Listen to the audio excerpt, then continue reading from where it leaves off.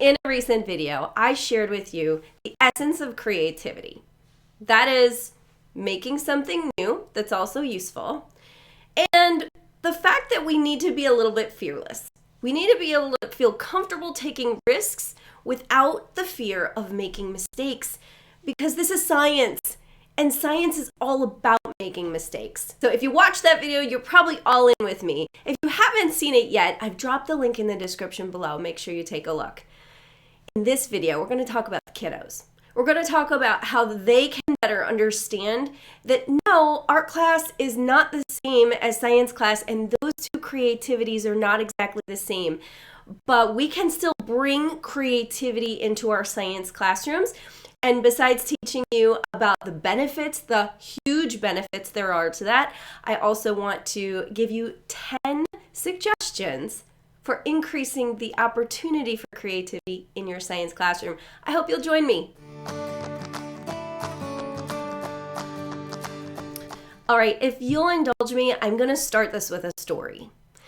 If you've been following me for any amount of time, you might have heard this story before, so I'll try to make it quick. But if we're new, this is a little bit of a get to know you.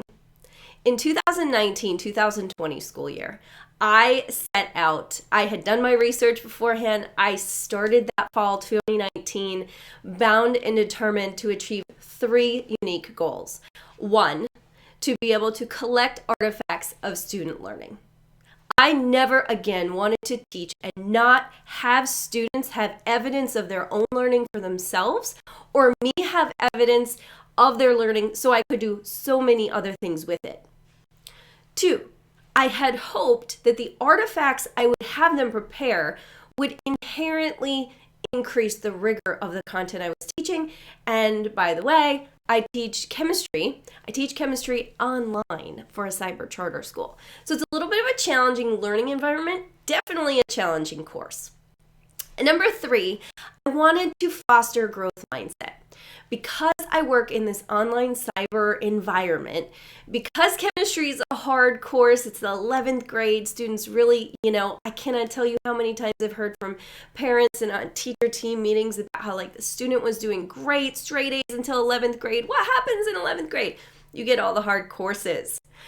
So being able to increase the rigor of what I was asking them to do during class time, in my mind, could not happen without also bolstering their self-esteem. That's what I had hoped whatever plan I came up with would do.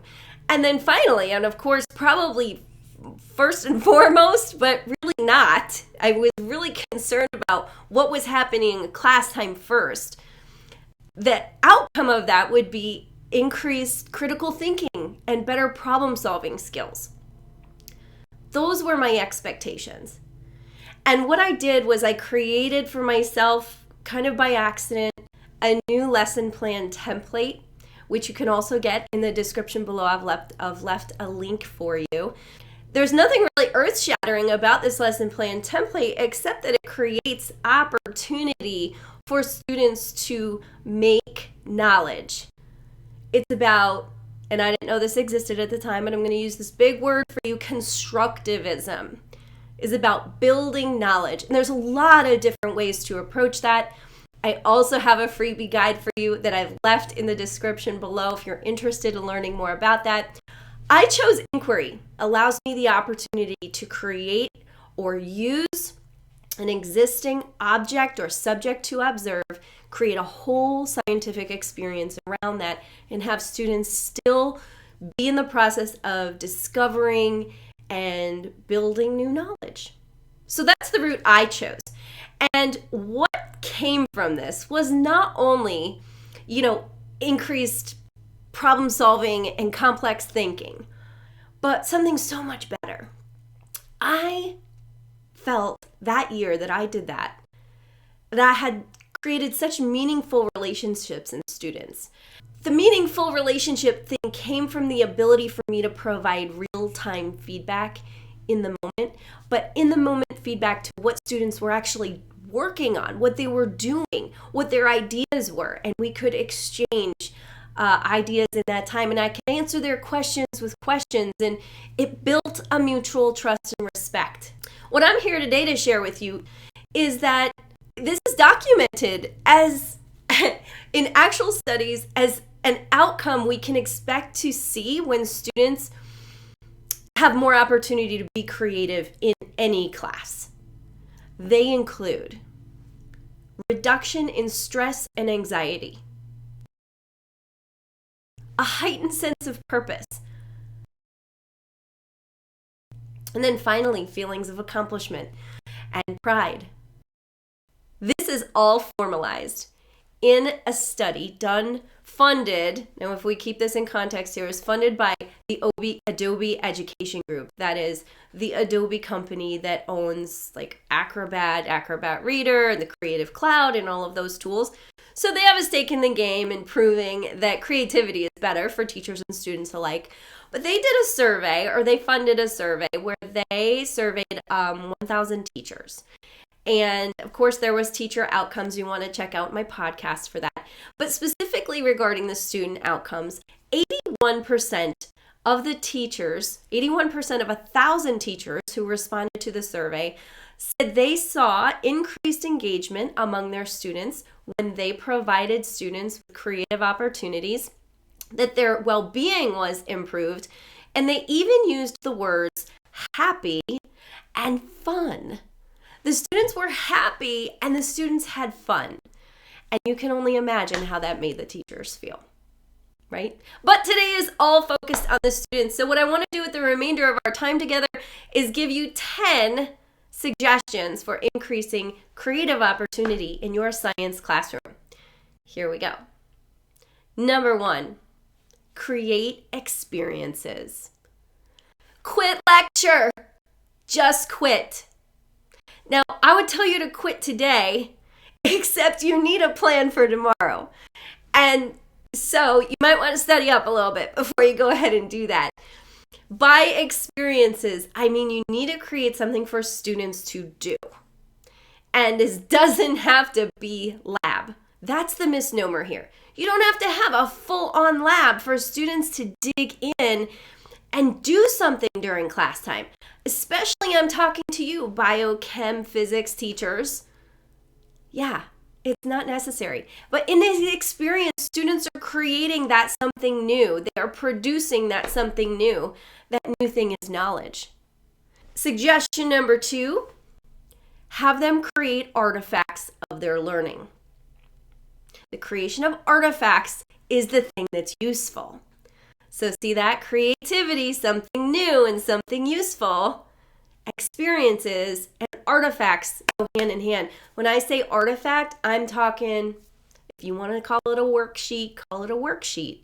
But it can come in many different forms. Graphic organizers, tables of data, concept maps, all kinds of different things that you can dream up to have students ideally organize what they observe and find evidence of in their experience, because this is science, that's really what you should be focusing on, so that they could see patterns, so that they can extract the meaning of data better, so that they could get to those cross-cutting concepts of science.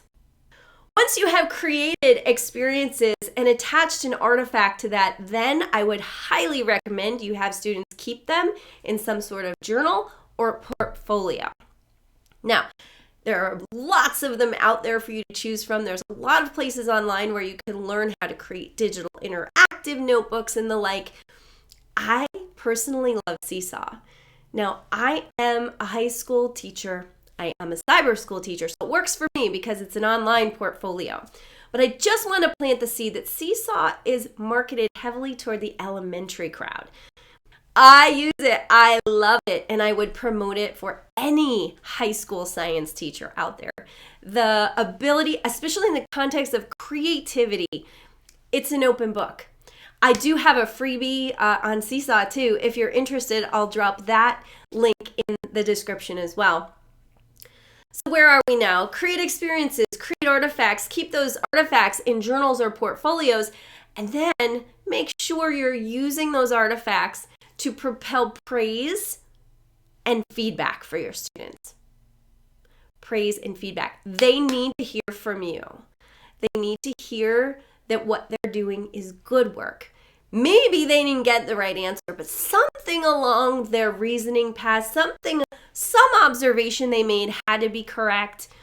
The writing that they did had to be coherent. You can find something. Sharing student work goes a long way for this. A long, long way. Students love to see their work on the board in my classroom. Even though I share it anonymously, it's not unusual for a student to go, hey, that's mine. And the other students to be like, hey, good job. It's a real feel-good feeling for them, and it's a real good feeling for me. And that brings me to teamwork.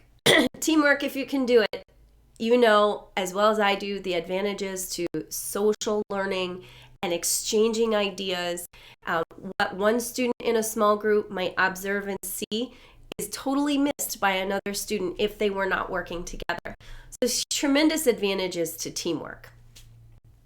Number 7, diminish the importance of being right. And you can do this in many, many ways. You can plan your lessons so that there are multiple correct answers. There, we're talking complex thinking. We're talking enhanced problem-solving skills because we're talking depth of knowledge level 4, Webb's depth of knowledge. Lots of different correct answers, not just one. Or you could simply diminish the importance of being right in your language, reaffirming to students that science is about being wrong sometimes. In fact, most scientists are wrong most of the time.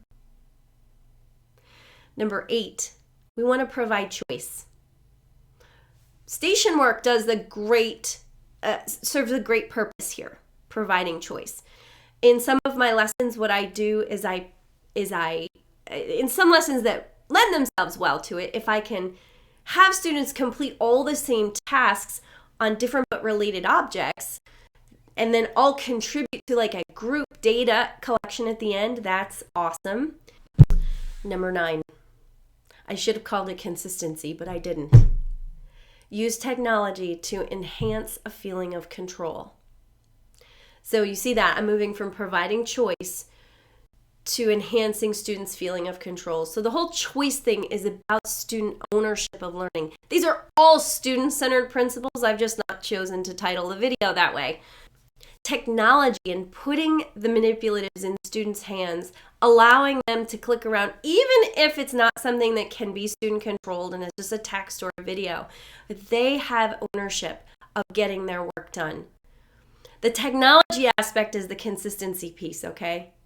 The reason this works better than a lab once a month or once a week is that you can do it every day. You can find some technology resource every day to put in the hands of students that provides them choice and allows the opportunity for you to create an experience and an artifact and a portfolio and share and all the things. In my vision, it's the centerpiece of all of it. The final piece I'll share with you, though, also super critical, is time. Most of us, especially at the higher level science classes, we're always trying to beat the clock. Can I fit it all in today? Can I fit it all in this week? Can I fit it all in this year? And certainly it depends the level at which you teach, how important that is. But I'm going to challenge you, if you do not teach an honors or an advanced placement level class, you should slow it down and you should give students time to be creative. Give them the time to explore the world that you're showing them, that you're trying to open up for them. And give them time to process it. Give them time to communicate it. These are big concepts. I'm talking to you, bio, chem, physics teachers. We need to allow them time. And it's uncomfortable for us. It's uncomfortable for me to put time in the hands of my students. Because there is no teacher on the earth, I think, who is as nervous about the time as I am. And that's why I'm emphasizing it here, but it is truly a really big deal. Now, I know how precious your time is, and I so appreciate you for spending it here with me to explore how to increase the opportunity for creativity in your science classroom. All of the links to all the resources I've promised you are in the description below. Please give a like on this video if you think it could help someone else, and consider subscribing or joining my email newsletter, The Inquiry Insider, and then you'll never miss an episode. Until next time.